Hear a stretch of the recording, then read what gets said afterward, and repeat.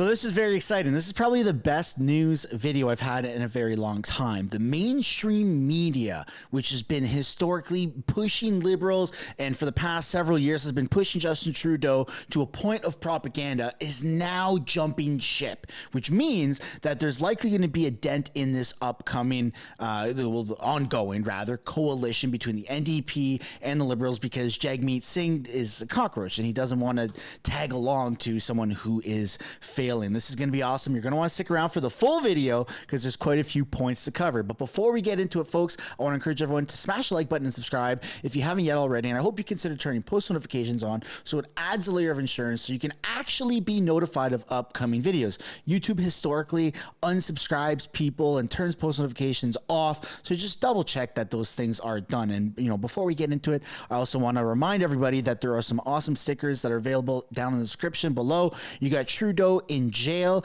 and WTF, the very famous quote that Pierre Poilievre said in the House of Commons, not what the F, but where's the funds? And before we get into the meat and potatoes of this video, I have a message from today's sponsor. I want to thank today's sponsor, Private Internet Access. We have teamed up together and they are willing to offer my audience 83% off by using code SUNSHINE, which can be found linked down in the description or the pinned comment below. There is a massive amount of censorship that's happening around the world, and Justin Trudeau is taking it into his own hands, which is why you need to protect yourself with a VPN. Now, what a VPN does is it encrypts your personal information so that when you're browsing on different websites, your info isn't shared. It's almost a way of putting a cloak over yourself, and the favorite way that I go about doing this is with private internet access. Even when it comes to simple things like getting the right information from the news, there is massive amounts of censorship happening. And the only way that you can really get an unbiased opinion is with a VPN.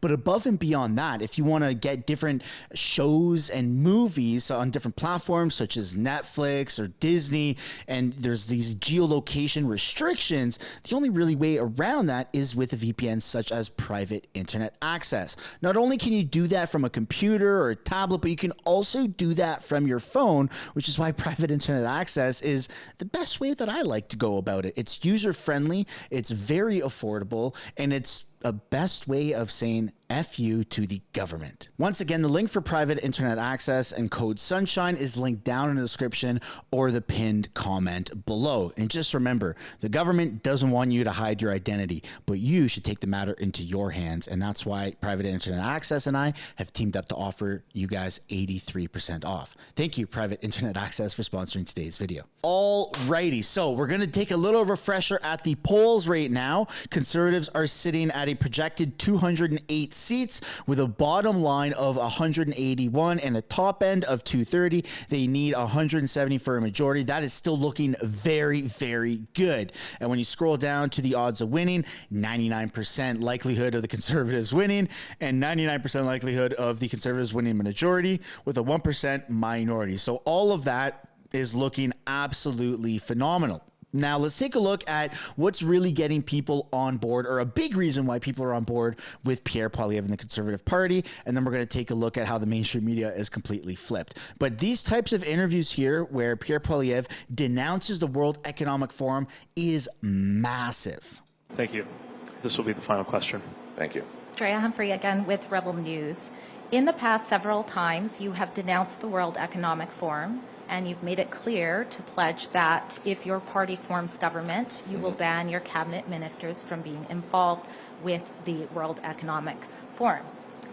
Yet, I'm also aware of many Canadians who applaud you for saying that, but also have reservations on whether or not the claim is authentic because they see images of your name being on the World Economic Forum site, and also because you worked closely with former MP John Baird, who at one point was a World Economic Forum young global leader in a campaign.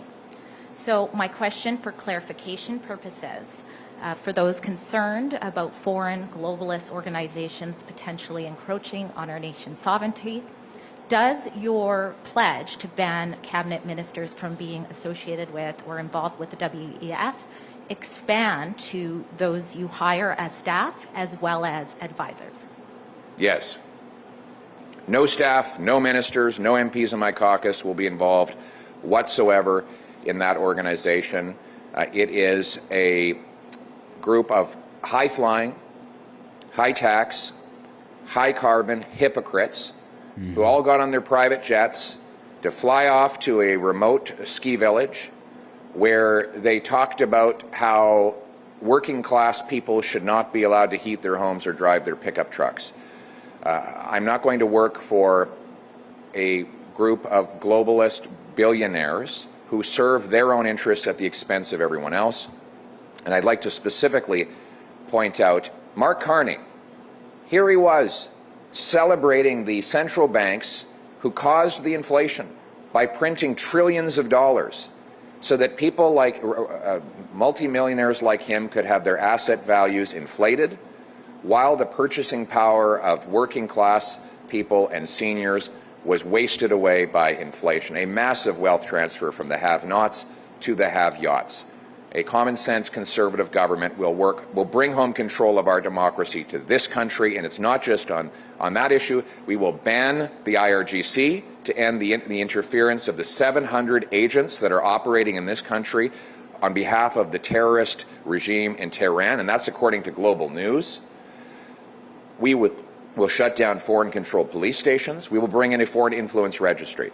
We will bring home control of our democracy, and we'll make this a country that works for its people, the common people, and the common sense of the common people united for our I love this, man. Pierre is just checking all of the right boxes, and that's why a lot of people also agree that he's the man for the job. And it's not just consumers of the news like yourself and myself, but it's also other federally elected members of parliament. This guy here, Kevin Wong, he works for the Independent. He's an independent member of parliament, and he's now saying that he wants to join the Conservatives because he is that much on board with Pierre Poilievre. This is insane. This is huge. You have people jumping their parties. They're jumping ship on their parties and saying, hey, Pierre, yeah, I want to be a part of that. I want to taste that. I like what you stand for. My party sucks. You are going to fix this country, and we want to be on the winning side. This is incredible, folks. And having, made some friends in the Conservative caucus, so I have to ask you the obvious question. Would you join them? That's a good question. I think if there was an opportunity to be able to serve in the government, and all polls show that, yeah, I think the Conservatives will form the next government, who wouldn't want the opportunity to be able to contribute and I think course correct?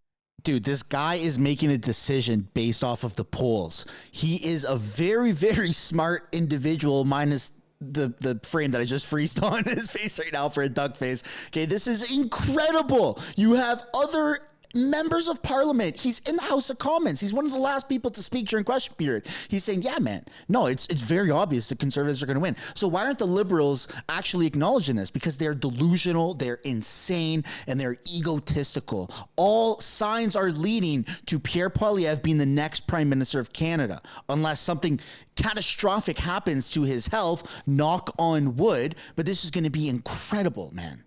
And we're going to have to wait and see which Liberal MP is the first to jump ship. Correct, and right the ship of the direction that Canada has been going, which I don't think has been steered in the right direction. Yeah, have you had any conversations, even informal, with anyone in that party about either joining their caucus or running for them as a candidate? I think the door has always been open from my side. I've chatted with people and they're like, yeah, Kevin, I think you'd fit right into caucus, but it's not just up to me. I think it's up to party brass and the leadership as well too, to find a fit and a path. So you've had great job, True North. If you want to watch the full interview, I highly recommend you go see this clip here on Andrew Layton's Twitter. This is incredible, folks. And then next up, we have the mainstream media that's saying Pierre Poilievre is the best leader to negotiate with Donald Trump. This is insane because Donald Trump is obviously, it seems like all roads are leading to him being the next president of the United States, right? There's a lot of debates and controversy with the last election. We're not going to get into that, but it's very, very true. I don't think that Justin Trudeau has done a good job of holding his own or representing Canada on the global scale, or what the Canadian people actually stand for in any capacity of what it should be. And when you have somebody that needs to talk to the president of the United States about trade deals, about negotiations, and stand up for a country, it is not fancy sock boy. It's got to be somebody who has that right demeanor. And Pierre Poilievre, it definitely checks those boxes way better than Justin Trudeau. Time now to get the nation's political pulse, and we have just the person for that. How was that for an intro, Nick? Did you like that for a Saturday morning? That's very kind of you, Roger. Nick Nanos, founder and chief data scientist at Nanos Research. Always a pleasure, sir, to have you here. Great to join you.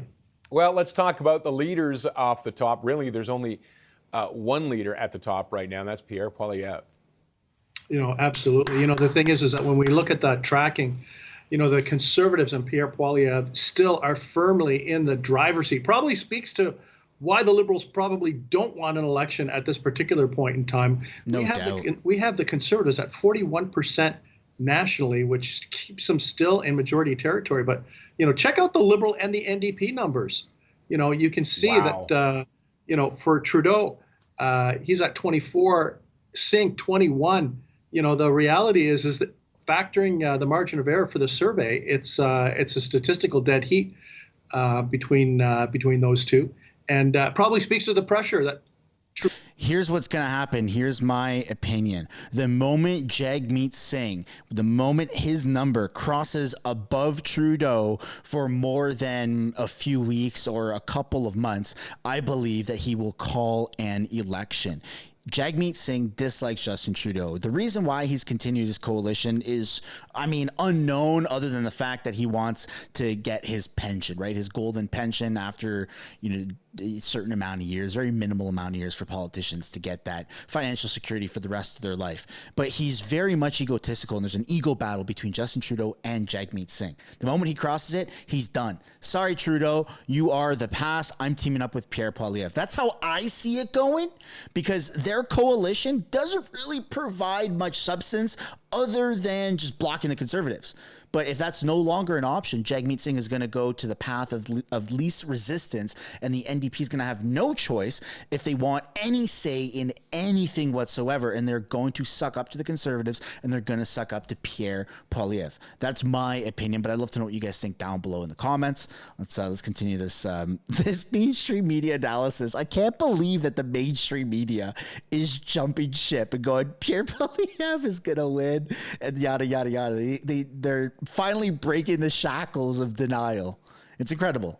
Trudeau is under to not have an election, but also the opportunity potentially for Singh if he gets a bit of a win out of this pharmacare deal that he's just made. It might have him thinking, and the NDP thinking, that maybe the opposition is a good sounding name for them. Yeah, I don't know. Is it, I guess, a political itchy trigger finger? I don't know how appropriate that is. But anyways, if you're Jagmeet Singh, if the numbers close between the Liberals and the NDP, that is almost like a doomsday scenario for the Liberals.